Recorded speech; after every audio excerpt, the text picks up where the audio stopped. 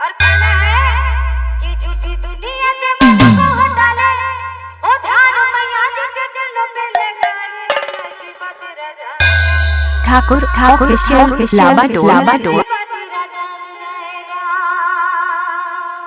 तो कौन कौन नसीब जगवाना चाहते हैं जरा दोनों हाथ खोलेंगे माँ के सामने, क्योंकि जिनके हाथ ऊपर होंगे माँ उन्हीं को देखेगी और उन्हीं की नसीब जाग जाएगी, है ना। तो दोनों हाथ एकदम खोल के प्रेम से माँ के दरबार में कहना है क्या, झूठी दुनिया से मन को हटा ले, झूठी दुनिया से मन को हटा ले, ओ ध्यान मैया जी के चरणों पे लगा ले, शिवा तेरा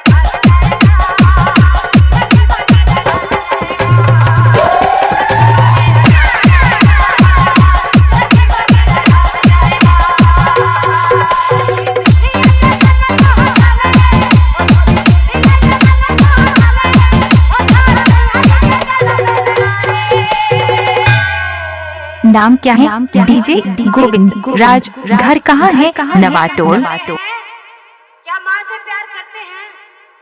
अगर करते हैं तो दोनों हाथ ऊपर, जिनके हाथ नीचे होंगे इसका मतलब वो सिर्फ अपने लिए आए होंगे, कोई माँ के लिए नहीं, सिर्फ अपने लिए, क्योंकि ये जागरण हो रहा, मत चलो गजल सुनते हैं और घर को चलते हैं, है ना। तो दोनों हाथ जो आए हैं दरबार में सच्ची भक्ति लेके और सिर्फ मेरी माँ के लिए, वो दोनों हाथ ऊपर क्यों रखेंगे?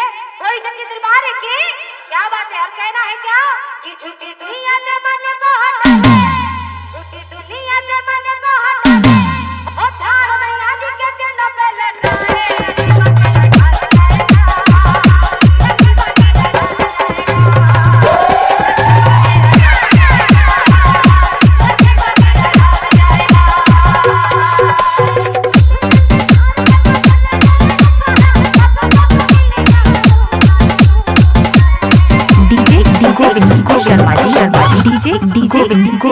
शर्मा जी।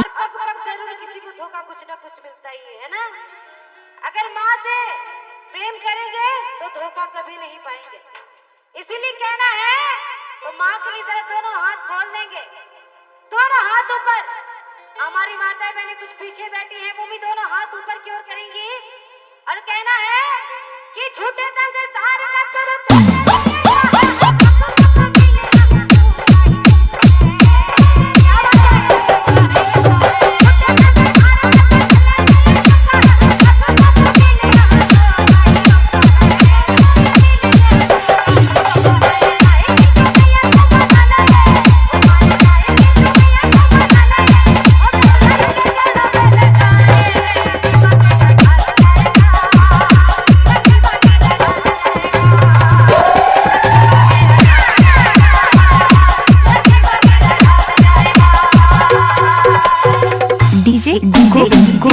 शर्मा जी। डीजे शर्मा जी।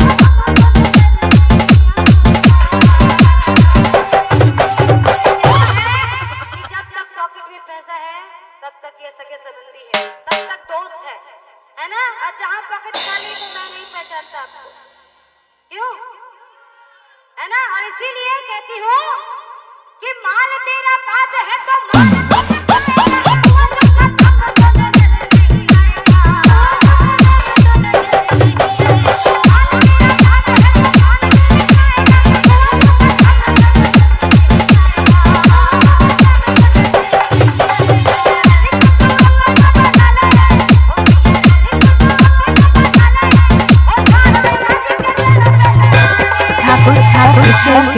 लाबाडोर।